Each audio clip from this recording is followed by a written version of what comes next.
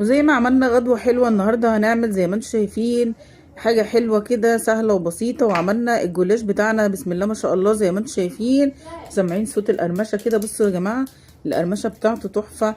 عملنا الجلاش بتاعنا النهاردة بطريقة مميزة ومختلفة شوية، حشيناه بالكنافة، بجد طعمه في منتهى الجمال. وكان ده من ضمن الحاجات الحلوة اللي احنا عملناها في اليوم اللي اتجمعنا فيه انا والولاد. وكمان بألف خير وسلامة كانت ماما وكانت اختي في اليوم الجميل اللي احنا قضيناه والسهرة الجميلة اللي قضيناها سوا. سامعين بس صوت القرمشة. واسفة طبعا ان كل وشي داخل في الكاميرا، بس كنت عشان اسمعكم صوت القرمشة. بجد الوصفة بتاعتنا سهلة وجميلة، ودي من يعني احب الوصفات اللذيذة اللي بعملها في الجلاش، ان انا بحبها بالطريقه دي جدا جدا وبتبقى سهله بالنسبه لي.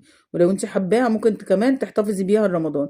جبت هنا عندي ربع كيلو من الكنافه، كنت مفرزاها فككتها بايدي كده، وبعد كده حطيت عليها معلقه سكر، وبعد كده حطيت عليها معلقه سمنه فلاحي، وقلبتهم ودمجتهم كده، وبعد كده رفعتهم على النار. علشان طبعا كنت بعمل في الفرن، ممكن كنت شغلت عليهم الشوايه، بس كنت بعمل في الفرن كمان كيكه. بألف هنا وشفا يعني. هفضل اقلب فيها بقى كده لحد ما تاخد لون جولد. هنا عملت الشربات بس كان لوحدي عشان بس ما اطولش عليكم الفيديو ازيد من اللزوم.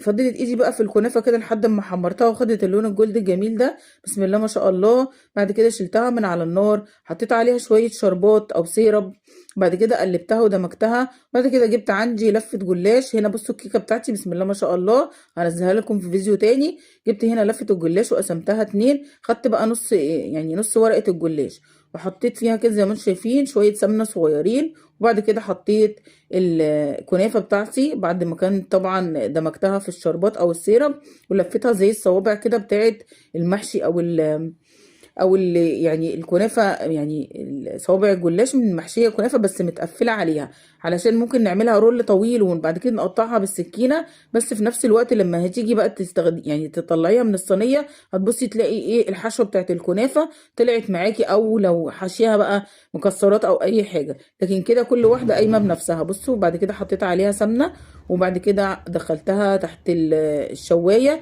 خدت لون من تحت، وبعد كده فتحت عليها الشوايه خدت لون من فوق. وهنا بقى حطيتها في طبق التقديم بألف هنا وشفا، بعد ما طبعا صبيت عليها الشربات وحطيتها في طبق التقديم وشلت الشربات الزيادة. بصوا بقى بسم الله ما شاء الله، متنسوش اللايك